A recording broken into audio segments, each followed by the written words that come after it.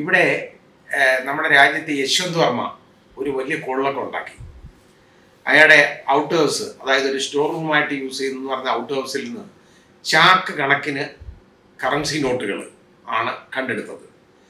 അതിൻ്റെ ഒരു കറൻസി നോട്ടിൻ്റെ ഒരു മലയാണ്, ഒരു കൂമ്പാരം, അത് കണ്ടെടുത്തു. അതിൽ നല്ലൊരു ഭാഗം കത്തിപ്പോയി. ഏതാണ്ട് 15 കോടി രൂപയ്ക്ക് മുകളിലുണ്ടായിരുന്നു. അപ്പോൾ ഇതെങ്ങനെ വന്നു എന്നുള്ളതൊക്കെ അതിനെ സംബന്ധിച്ച് വലിയ പ്രശ്നമായി. അയാൾക്കെതിരെ വിരൽ ചൂണ്ടുന്നതാണ് ഏതാണ്ടുള്ള തെളിവുകളെല്ലാം. അതിന് 3 പേരെ സുപ്രീം കോടതി ഇൻ ഹൗസ് പ്രൊസീജിയർ എന്നുള്ള നിലയ്ക്ക് ഒരു അന്വേഷിച്ച് റിപ്പോർട്ട് നൽകാനായിട്ട് 3 പേരെ ചുമതലപ്പെടുത്തി. സാധാരണ ഇൻ ഹൗസ് പ്രൊസീജിയറിൽ വേണ്ടത് 2 ഹൈക്കോടതി ചീഫ് ജസ്റ്റിസുമാരും 1 ഹൈക്കോടതി ജഡ്ജിയുമാണ്. ഇവിടെ അങ്ങനെ തന്നെ ചെയ്തു.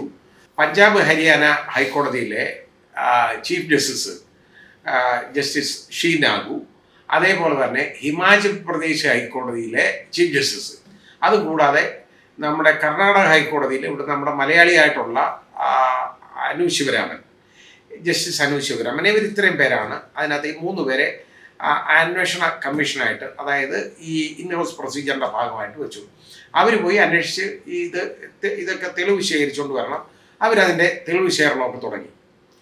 ഞാൻ പറയണമെന്ന് ഇതല്ല, ഈ പുര കത്തുമ്പം വാഴ വെട്ടും എന്ന് പറയുന്നുണ്ടല്ലോ. ഇപ്പം ഒരു പുര കത്തിക്കൊണ്ടിരിക്കുക, അപ്പം തീ അടിച്ച് കെടുത്തണമല്ലോ എന്നുള്ള രീതിയിൽ കൊലയ്ക്കാൻ പോകുന്ന വാഴകളെല്ലാം ആ പുരയുടെ തീന്ന് വൈരാഗ്യം വെച്ച് അയൽക്കാരൻ വെട്ടുന്നതാണ്. അത് വാഴ വെട്ടുന്ന ആരും ചോദിക്കത്തില്ല, കാരണം തീ അടിച്ച് കെടുത്താനല്ലേ എന്ന് പറഞ്ഞതുപോലെ ഇപ്പോൾ ഒരു സംഭവം ഉണ്ടാകുന്നത് നമ്മുടെ ബഹുമാന്യനായ ഉപരാഷ്ട്രപതി കേട്ടോ, അദ്ദേഹം രാജ്യസഭയുടെ അധ്യക്ഷനാണ്. രാജ്യസഭയിൽ ഇരുന്നുകൊണ്ട് അദ്ദേഹം ചില പ്രഖ്യാപനങ്ങൾ നടത്തി. ഇപ്പോൾ അദ്ദേഹം കൊണ്ടുവന്ന ഇതിനെക്കുറിച്ച് എല്ലാ പാർട്ടിക്കാരെയൊക്കെ വിളിച്ചൊരു സമന്വയത്തിലേക്ക് കൊണ്ടുവരികയാണ്. കാരണം ഈ ജഡ്ജസിൻ്റെ അപ്പോയിൻമെൻറ്റ് കൊളീജിയം സിസ്റ്റത്തിൽ നിന്ന് മാറ്റണം. കൊളീജിയം സിസ്റ്റം എന്ന് പറയുന്നതിനോട് എനിക്കും വലിയ മതിപ്പൊന്നുമില്ല. കാരണം ഒരുപാട് കള്ളത്തരങ്ങൾ അതിൽ നടക്കുന്നുണ്ട്, ഇല്ലയെന്നൊന്നുമില്ല. സ്വജനപക്ഷപാതം ഒക്കെ അതിനകത്തുള്ള അഴിമതി, ഇതെല്ലാം ഉള്ളതാണ് എന്ന് ഞാൻ പറഞ്ഞിട്ടുണ്ട്. അതിപ്പോഴും ഞാനധികം ഉറച്ചു നിൽക്കുകയാണ്. അങ്ങനെ നടക്കുന്നുണ്ട്. എല്ലാവരുടെയും കാര്യത്തിൽ അങ്ങനെ പറയാൻ പറ്റുന്നില്ല. കൊള്ളാവുന്ന കുറച്ച് ആളുകൾ വരുമ്പോൾ അതിനോടൊപ്പം ആർക്കും വേണ്ടാത്ത കുറേ എണ്ണത്തിനും കൂടെ ഇതിനകത്ത് തിരികെ കയറ്റാനുള്ള ഒരു പണി നടക്കും. ആരെങ്കിലും ഏതെങ്കിലും ജഡ്ജിയുടെ ബന്ധു, മോളോ മരുമോനോ അല്ലെ അനന്തരവളോ ആരെങ്കിലും ഉണ്ടോ, അനന്തരവനോ ഉണ്ടോ എന്നൊക്കെ നോക്കും. ഉണ്ടെങ്കിൽ അതിനെയൊക്കെ പിടിച്ച് ഇതിനകത്ത് കയറ്റി വെക്കാനുള്ള ഒരു ശ്രമം നടത്തും. അപ്പോൾ അങ്ങനെ ഉള്ളതുകൊണ്ട് കൊളീജിയൻ സിസ്റ്റം അതില്ലെങ്കിൽ ആ സിസ്റ്റം നല്ലതാണ്.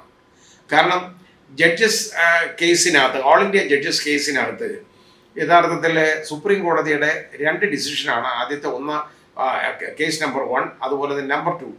ഈ നമ്പർ 2വിനകത്താണ് ഈ കൺസൾട്ടേഷൻ എന്ന് പറയുന്നത്, അതായത് പ്രൈമസി, യഥാർത്ഥത്തിൽ അതിന് പ്രാധാന്യം കൊളീജിയത്തിന് കൊടുക്കണം, സുപ്രീം കോർട്ട് കൊളീജിയത്തിന് കൊടുക്കണം എന്നുള്ളതാണ് വന്നേക്കുന്നത്.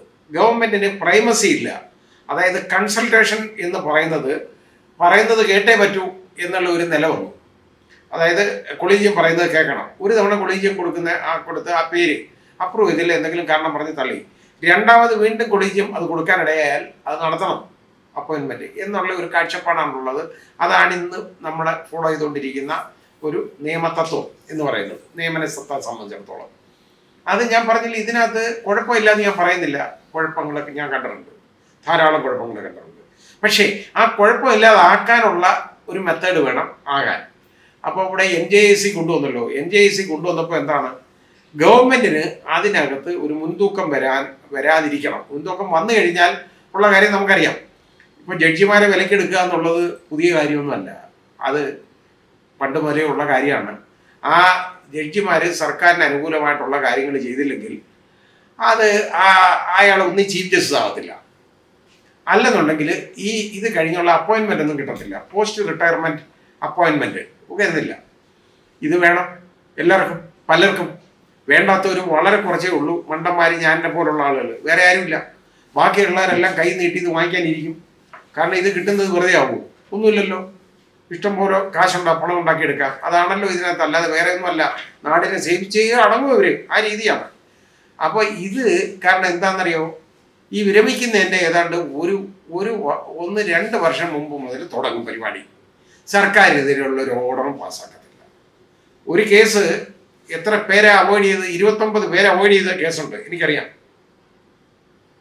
അപ്പം അത് ഞാൻ എടുക്കാൻ തയ്യാറായിരുന്നു, പക്ഷേ എനിക്ക് എടുക്കാൻ പറ്റിയില്ല എന്നുള്ളതേ ഉള്ളൂ.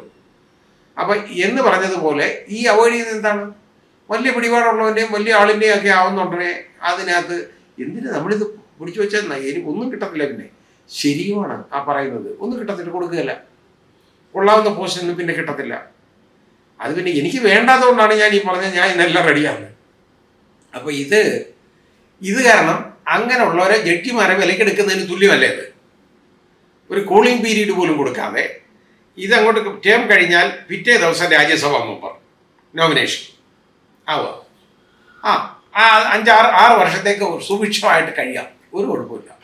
ജഡ്ജ്മെൻറ്റ് എഴുതേണ്ട ഒന്നുമില്ല, അനങ്ങണ്ട, അവിടെ പോയി ഇരുന്നിട്ട് അവിടെ ഉറങ്ങിയിട്ട് എണീറ്റ് പോയാൽ മതി, യാതൊരു പ്രശ്നമില്ല. ശമ്പളം എല്ലാം കിട്ടും, ഇഷ്ടംപോലെ കാശും കിട്ടും, എല്ലാം ഉണ്ട്. പിന്നെ അതങ്ങനെ ഇതേപോലുള്ളതാണ് ഈ. അപ്പോൾ അങ്ങനെയുള്ള ആളുകൾ അത് അല്ലെങ്കിൽ പിറ്റേ ദിവസം മനുഷ്യാവകാശ കമ്മീഷൻ ചെയർമാൻ നേരത്തെ തന്നെ ഇത് ഓഫർ ചെയ്ത് റെഡിയാക്കി വെച്ചുകൊണ്ടാണ് ബാക്കി കാര്യങ്ങൾ ഒപ്പിക്കുന്നത്. ഇങ്ങനെയുള്ള ഓരോ കമ്മീഷൻ്റെ തലപ്പത്തൊക്കെ ഇവരെ പിടിച്ചു വെക്കണമെങ്കിൽ ഇങ്ങനെ ഒക്കുള്ളൂ. അത് വലിയ അഴിമതിയിലേക്ക് അത് തന്നെ നയിക്കുന്നു.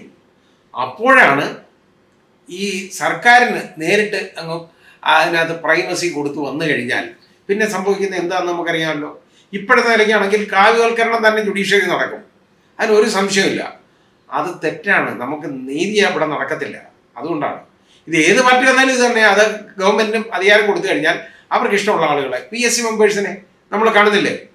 ഏത് ഡൗക്കലി പാർട്ടി ഇടതുപക്ഷത്തിലുണ്ടോ മുന്നണിയിലുണ്ടോ അവർക്കെല്ലാം 1, 2, 3 PSC മെമ്പേഴ്സിൻ്റെ സ്ഥാനങ്ങളാണ് കൊടുത്തുകൊണ്ടിരിക്കുന്നത്. അത് എന്തുമാത്രം വലിയ അഴിമതിയിലേക്ക് നയിക്കുന്നു എന്ന് നമ്മളിപ്പോൾ കാണുന്നതല്ലേ. എന്ന് പറഞ്ഞതുപോലെ ആ PSC മെമ്പർമാരുടെ നിയമം പോലെ ആയി മാറും അവസാനം ജഡ്ജിമാരുടെ നിയമനം. അതുകൊണ്ട് NJSC യഥാർത്ഥത്തിൽ അത് തള്ളി ദൂരെ കളഞ്ഞ അൾട്രാവേഴ്സ് ടു ദ കോൺസ്റ്റിറ്റ്യൂഷൻ ആണെന്ന് സുപ്രീം കോടതി പറഞ്ഞതിനെ അവിടെ ഞാൻ യോജിക്കുകയാണ്. പക്ഷെ അതിനകത്തൊരു കാര്യം ചെയ്യാമായിരുന്നു, ആ സിസ്റ്റം വേണമെങ്കിൽ കുറച്ച് മെച്ചപ്പെടുത്താമായിരുന്നു. ഇപ്പം അതിനകത്ത് പ്രധാനമന്ത്രി അല്ലെ പ്രതിപക്ഷ നേതാവ് തീർന്നു. അത് കഴിഞ്ഞു കഴിഞ്ഞാൽ ഒരു എക്സ്പെർട്ട് എന്ന് പറയുന്ന ആളെന്ന് പറയുന്നത് അതിനകത്ത് വരേണ്ടത് ഒരു ജുഡീഷ്യൽ എക്സ്പെർട്ട് തന്നെ ആയിരിക്കണം. അതായത് ജൂറിസ്റ്റ് എന്ന് പറയുന്നത് വേറെ ജോലിയൊന്നും ചെയ്ത ആളാവരുത്. വെളിയിലിറങ്ങി വായമടിക്കുന്ന ജൂറിസ്റ്റുകളൊക്കെ ധാരാളം ഉണ്ട്. അത് ഓരോ രാഷ്ട്രീയത്തിൻ്റെ ആളുകളാണ്. അത് ഞാൻ ഒരുപാട് പേരെ കാണുന്നതാണ്. ഉപദേശകരും ഒക്കെ ധാരാളം ഉണ്ട് അങ്ങനെ. പക്ഷെ അങ്ങനെയുള്ളവരല്ല വേണ്ടേ. ജഡ്ജിമായിട്ട് കറ തീർന്ന നല്ല പേരോടുകൂടി ഇറങ്ങിപ്പോയ ആളുകൾ, അതായത് ഒരു ടാർണിഷ് ചെയ്യപ്പെടാത്ത ഇമേജ് ഉള്ള ഒരാൾ അതായിരിക്കണം. അങ്ങനെയുള്ള ഒരാളിനെ വെക്കാമായിരുന്നു. അത് വെച്ച് കഴിഞ്ഞാൽ ഇവർക്ക് ഭൂരിപക്ഷം വരത്തില്ല. കൊളീജിയത്തിൻ്റെ ഭൂരിപക്ഷമായിരിക്കണം. അതായത് NJSCയുടെ കമ്മിറ്റിയുടെ അപ്പോയിൻമെൻറ്റ് കമ്മീഷൻ്റെ ഭൂരിപക്ഷത്തെ ആണല്ലോ വരേണ്ടത്. ആ ഭൂരിപക്ഷം തീരുമാനിച്ചാൽ ഒരിക്കലും ആ ഭൂരിപക്ഷം വരത്തില്ല. അല്ലെങ്കിൽ കൊള്ളാത്തതാണെന്നുണ്ടെങ്കിൽ ആ എക്സ്പെർട്ട് പറയും അത് ഗവൺമെൻറ്റിന് ഭാഗം ചേർന്നോട്ടെ, കുഴപ്പമില്ല, കൊള്ളത്തില്ല എന്ന് പറയാമല്ലോ. കൊള്ളാവുന്നതാണെങ്കിൽ അതും അങ്ങനെ പക്ഷം ചേരണ്ടായിട്ട് വരുന്നെന്നിരിക്കട്ടെ. ഒരു ക്യാൻഡിഡേറ്റിന് നല്ലതാണെങ്കിൽ ആ എക്സ്പെർട്ട് പറയുന്നതും കൂടെ ചേർക്കുമ്പോൾ അവർക്ക് കൂടുതൽ ഭൂരിപക്ഷം വരുന്നെങ്കിൽ ആ അപ്പോയിൻമെൻറ്റ് നടത്താം, അതിന് കുഴപ്പമില്ല. അതിന് വരെ ഇത് പാടെ അടിച്ചു കളഞ്ഞതിട്ട് പിന്നുള്ള സിസ്റ്റം എന്താണ്? ഈ കൊളീജിയമാണ്. അപ്പോൾ ഈ കൊളീജിയം തന്നെയല്ലേ ഇതുപോലുള്ള കൊളീജിയമാണല്ലോ ഈ യശ്വന്ത് വർമ്മയെ പോലുള്ള ആളുകളെ എടുക്കുന്നത്. ഈ യശ്വന്ത് വർമ്മ ആരാണെന്നുള്ളതിനെ കുറിച്ച് പഠിച്ചിട്ട് വേണ്ടേ എടുക്കാൻ. അത് യഥാർത്ഥം അതൊന്നും വരുന്നില്ല. എൻ്റെ അഭിപ്രായത്തിൽ ബ്രിട്ടനിലൊക്കെ ഇംഗ്ലണ്ടിലൊക്കെ ചെയ്യുന്നത് പോലെ ടെസ്റ്റ് എഴുതണം. ഇവർ ടെസ്റ്റ് പാസ്സായി ഇൻ്റർവ്യൂ ഫേസ് ചെയ്തിട്ട് വേണം ജഡ്ജി എടുക്കാൻ. അല്ലാതെ ഒന്നുമില്ലാതെ തോന്നിവാസം പോലെ ഇഷ്ടമുള്ളത് ഒരു ജഡ്ജിക്ക് ഒരു താല്പര്യം വന്നു, കൊളീജിയത്തിലുള്ള ജഡ്ജിയാണ്, അയാളെ എങ്ങനെ പ്രീണിപ്പിക്കാം എന്നുള്ളതാണ് ഇവിടെ അതായത് ഈ ജഡ്ജിമാരാവാൻ ആഗ്രഹിച്ച് തലയിൽ ചൊറിഞ്ഞ് നടക്കുന്ന കക്ഷികളുണ്ട്. അവർ ശ്രമിക്കുന്നത് മുഴുവൻ അതാണ്. അതുകൊണ്ട് ആ സിസ്റ്റത്തിന് അങ്ങനെയുള്ള തകരാറുണ്ട്. അതുകൊണ്ട് വേറൊരു സിസ്റ്റം വരട്ടെ. ഞാൻ പറഞ്ഞത് വേറൊരു സിസ്റ്റം വരുന്നത് വരെ ഈ കൊളീജിയം തന്നെ ആവട്ടെ. ഇതിലും നല്ലൊരു ബെറ്റർ സിസ്റ്റം കൊണ്ടുവന്നാൽ നല്ലതാണ്. അത് നേരത്തെയുള്ള NJSC ബെറ്റർ സിസ്റ്റം അല്ല. അത് ഗവൺമെന്റിനെ സംബന്ധിച്ചിടത്തോളം അത് ബെറ്റർ സിസ്റ്റമാണ്. ജനങ്ങളെ സംബന്ധിച്ചിടത്തോളം അതല്ല. അങ്ങനെ ആകരുത്. ഇനി നല്ലൊരു സിസ്റ്റം ഇതിന് വരട്ടെ.